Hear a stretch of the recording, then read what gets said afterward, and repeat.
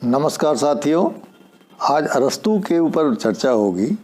और जैसा कि हम सभी जानते हैं कि अरस्तू को फादर ऑफ पॉलिटिकल साइंस कहा जाता है। इसके पहले हम लोग प्लेटो के बारे में पढ़ चुके हैं। प्लेटो जो अरस्तू का गुरु था, उसके बारे में हमने पढ़ा कि प्लेटो को फादर ऑफ पॉलिटिकल फिलॉसफी कहा जाता है, राजनीतिक दार्शनिक कहा जाता है, प्रथम राजनीतिक दार्शनिक कहा जाता है। लेकिन उनके शिष्य को, अरस्तू को, जिसको हम एरिस्टोटल कहते हैं, उसको फादर ऑफ पॉलिटिकल साइंस के नाम से जाना जाता है। तो ये अपने आप में बड़ी इंटरेस्टिंग बात है कि गुरु फादर ऑफ पॉलिटिकल फिलॉसफी और शिष्य फादर ऑफ पॉलिटिकल साइंस। तो आइए देखते हैं कि ऐसी क्या बात थी कि अरस्तू को हम फादर ऑफ पॉलिटिकल साइंस के नाम से या राजनीति विज्ञान के पिता के नाम से जानते हैं। इस प्रश्न को समझने के लिए पहले हमें विज्ञान शब्द के अर्थ को थोड़ा संक्षेप में समझना पड़ेगा। देखिए, विज्ञान शब्द का सूत्र रूप में दो अर्थ होता है। पहला तो ये है वैज्ञानिक दृष्टिकोण कि हम किसी भी कार्य का कारण ढूंढ निकालें। जो वाई क्वेश्चन होता है, जब हम किसी भी समस्या का, किसी भी मुद्दे का हम कारण ढूंढने का प्रयास करते हैं और कार्य और कारण में अंतर संबंध स्थापित करते हैं, तो वो एक वैज्ञानिक दृष्टिकोण होता है। अर्थात किसी भी बात को कहने का हमारे पास एक प्रामाणिक कारण होना चाहिए, जो कि हमारी केवल सोच न हो, जो कि हमारी केवल समझ न हो, जो हमारी केवल प्रवृत्ति न हो, अभिरुचि न हो, चश्मा न हो, बल्कि वो एक वस्तुनिष्ठ कारण होना चाहिए, जो प्रामाणिक होना चाहिए, जिसके बारे में हम एविडेंस दे सकें कि हाँ भाई, ये साक्ष्य है हमारे इस तर्क का। तो किसी कार्य के कारण को स्थापित करना, कार्य कारण में संबंध स्थापित करना और उस कारण का एक वैज्ञानिक आधार देना, एक वस्तुनिष्ठ आधार देना, पहला तो विज्ञान का ये अप्रोच होता है। दूसरा, इस संबंध में इसके लिए एक विशेष विधि को अपनाई जाती है, जिसको हम वैज्ञानिक विधि कहते हैं। वैज्ञानिक विधि में बेसिकली क्या होता है कि हम उसको अंग्रेजी में इंडक्टिव प्रोसेस कहते हैं और हिंदी में उसको आगमनात्मक पद्धति कहते हैं। इसका चाहे वो इंडक्टिव वर्ड हो, चाहे आगमनात्मक पद्धति हो, इसका मतलब क्या होता है? इसका मतलब ये होता है कि फ्रॉम पार्टिकुलर टू जनरल, अर्थात विशेष से सामान्य की तरफ जाना। इसका मतलब क्या होता है? इसका मतलब ये होता है कि हम एक एक चीज़ों का समाज में बारीकी से एम्पिरिकल अध्ययन करते हैं और उसको ज़मीन पे जाके समझने की कोशिश करते हैं और एक एक चीज़ को समझ के फिर हम उसके आधार पे कोई कंक्लूजन ड्रॉ करते हैं और कहते हैं कि ये हमारा सामान्य एक थियरी है या हमारा एक सिद्धांत है या हमारी एक समझ है। तो जो हमारा निष्कर्ष होता है, बेसिकली वो निष्कर्ष कमरे में बैठ के नहीं निकाला जाता, बल्कि वो फील्ड में जाके समस्याओं से रूबरू होके और एक एक चीज़ को धरातल पे जांच परख के देख कर उसका अनुभव प्राप्त करके हम आते हैं और उसके आधार पे हम अपना निष्कर्ष देते हैं। इसीलिए इसको अनुभवात्मक या एम्पिरिकल कहा जाता है, अप्रोच कहा जाता है। तो इंडक्टिव जो प्रोसेस होता है, आगमनात्मक जो पद्धति होती है, उसमें हम एक एक चीज़ का अध्ययन करके और एक सामान्यीकरण पे पहुंचते हैं। जो इसके उलट दूसरी पद्धति है जो प्लेटो ने अपनाई थी, उसे निगमनात्मक पद्धति कहते हैं या डिडक्टिव प्रोसेस कहते हैं, डिडक्टिव मेथडोलॉजी कहते हैं। और प्लेटो की मेथडोलॉजी में, जैसा कि हम लोगों ने देखा था कि प्लेटो कहीं गया नहीं, वो चुपचाप अपने कमरे में बैठ के संवाद करता है लोगों से, और संवाद करने की प्रोसेस में वो एक प्रकार का दर्शन डेवलप करता है, एक तर्क डेवलप करता है और तर्क के आधार पे एक निष्कर्ष निकाल लेता है। तर्क क्या है उसका? कि हमें एक आदर्श राज्य चाहिए। आदर्श राज्य कैसे मिलेगा? आदर्श राष्ट्र की कल्पना उसने कहा स्वर्ग में होती है। स्वर्ग में हर चीज़ का एक आदर्श स्वरूप होता है। अब स्वर्ग तक कैसे पहुंचा जाए? तो उसने कहा कि हम अपनी आत्मा को स्वर्ग तक ले जाएंगे वो कंटेम्पलेशन और मेडिटेशन से, और वहाँ पे स्वर्ग के दरवाजे पे पहुँचते पहुँचते हमारी आत्मा को याद आ जाएगा और हमारी आत्मा आके हमें बताएगी। और चूँकि हमारा विवेक प्रबल है, क्योंकि हम वैज्ञानिक दार्शनिक हैं, इसलिए हम स्वर्ग में जो आदर्श राज्य की परिकल्पना है उसको हम समझ के बता पाएंगे, धरती पे उतार पाएंगे और हम स्वर्ग राज्य बना देंगे। लेकिन वास्तव फैक्ट ये है कि कोई स्वर्ग जा नहीं सकता, स्वर्ग में कोई देख नहीं सकता कि आदर्श राज्य की परिकल्पना क्या है। केवल ये एक एब्स्ट्रैक्शन है, केवल एक लॉजिक है, एक जो है तर्क है, एक जो है समझ है, जिसको कि हम कहते हैं डिडक्टिव मेथोडोलॉजी। तो डिडक्टिव मेथोडोलॉजी में ये दार्शनिक दृष्टिकोण है प्लेटो का, लेकिन उसमें कोई व्यावहारिक एलिमेंट नहीं कि हम स्वर्ग में गए, हमने वहाँ पे अनुभव प्राप्त किया कि आदर्श राज्य कैसा था। तो ये तो हुई प्लेटो की बात, इसलिए प्लेटो को एक दार्शनिक तो कहा जाता है, प्रथम दार्शनिक। लेकिन अरस्तू ने क्या किया कि अरस्तू के ज़माने में यूनान में बड़े छोटे छोटे नगर राज्य हुआ करते थे जिनको पोलिस कहा जाता था, और ऐसे 158 राज्यों का अरस्तू ने अध्ययन किया, उनके 158 संविधानों का अध्ययन किया, और एक एक संविधान का अध्ययन करके अरस्तू ने एक निष्कर्ष निकाला, अर्थात पर्टिकुलर का अध्ययन किया, विशेष का अध्ययन किया। विशेष क्या था? विशेष वो संविधान थे 158 संविधान। उसने 158 विशेष संविधानों का अध्ययन करके एक सामान्यीकरण किया, एक निष्कर्ष निकाला। और वो निष्कर्ष क्या था प्लेटो का, अरस्तू का निष्कर्ष ये था कि ये जो 158 संविधान है, वास्तव में ये दुनिया के उस जमाने में वो कह सकता था कि 158 संविधानों का हमने अध्ययन करके, दुनिया के संविधान का अध्ययन करके, विभिन्न देशों के संविधान का अध्ययन करके हमने ये निष्कर्ष निकाला है कि जितने भी संविधान हैं उनको हम केवल 3 वर्गों में वर्गीकृत कर सकते हैं। पहला वर्गीकरण क्या था कि वे संविधान जिसमें एक व्यक्ति का शासन होता है, दूसरा वर्गीकरण उसने कहा जिसमें कुछ व्यक्तियों का शासन होता है, और तीसरा वर्गीकरण उसने बताया कि जिसमें सभी लोगों का, पूरी जनता का शासन होता है। और ये ऐसा निष्कर्ष था, ये ऐसा सामान्यीकरण था।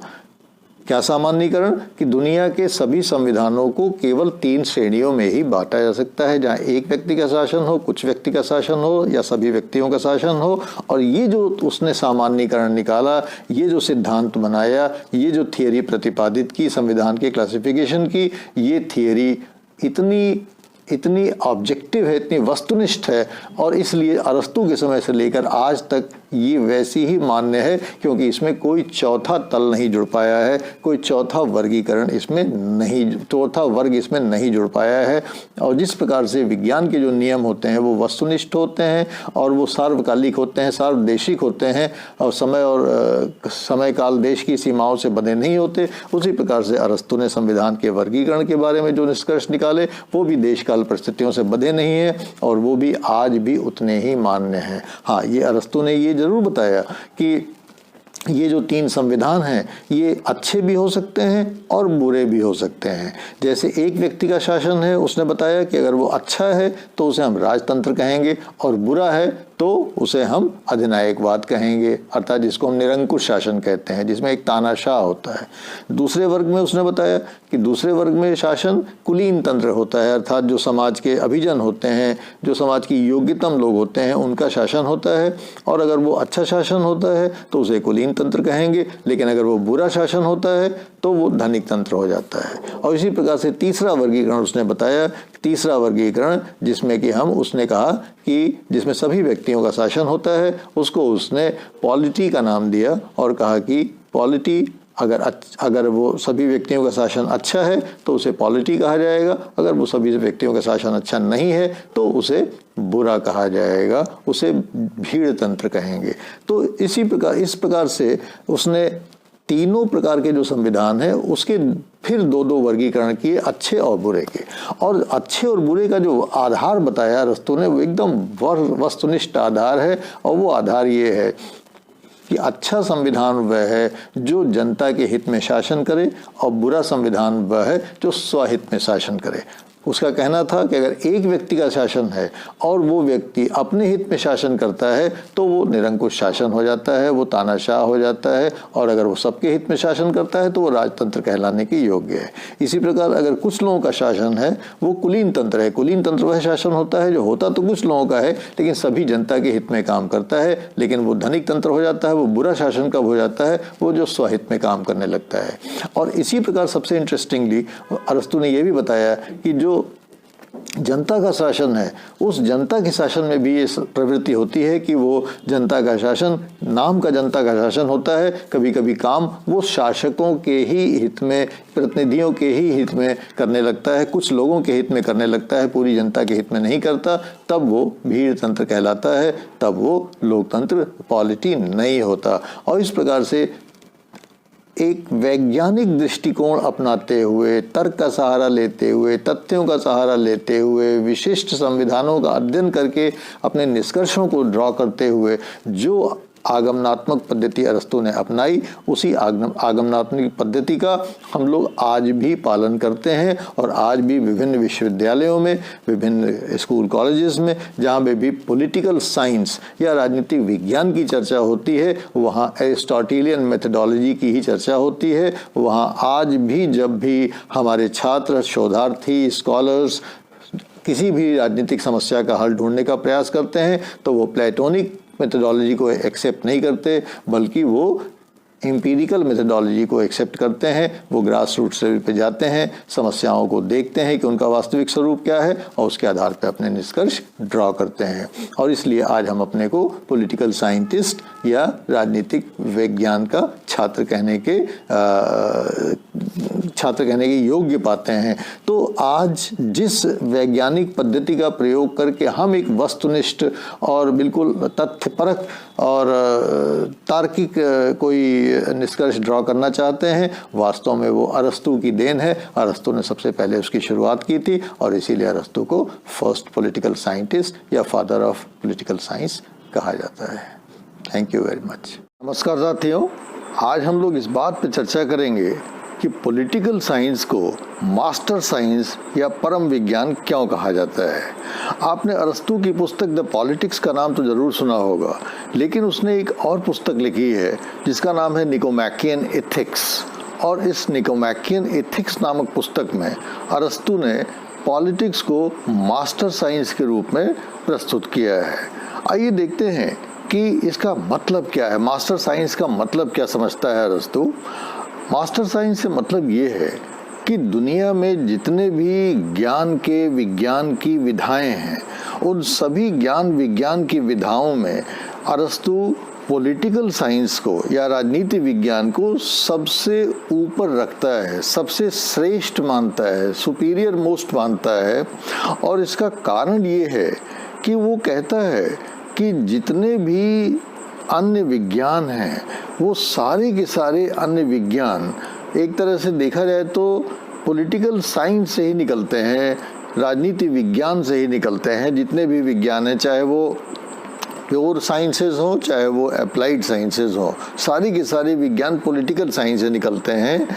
और उसकी एक बहुत वजह वो ये मानता है कि जहाँ जितने विज्ञान हैं वो ज्ञान की किसी एक विधा के बारे में चर्चा करते हैं, वो ज्ञान की किसी एक विधा पर फोकस करते हैं। अगर मेडिकल साइंस है तो वो मेडिकल के इश्यूज पे फोकस करेगा, अगर वो इंजीनियरिंग साइंस है तो इंजीनियरिंग के विषयों पे फोकस करता है। लेकिन जो सारे के सारे विज्ञान हैं वो बेसिकली होते तो ह्यूमन सेंट्रिक हैं, अर्थात मानव सेंट्रिक होते हैं, मानव केंद्रित होते हैं।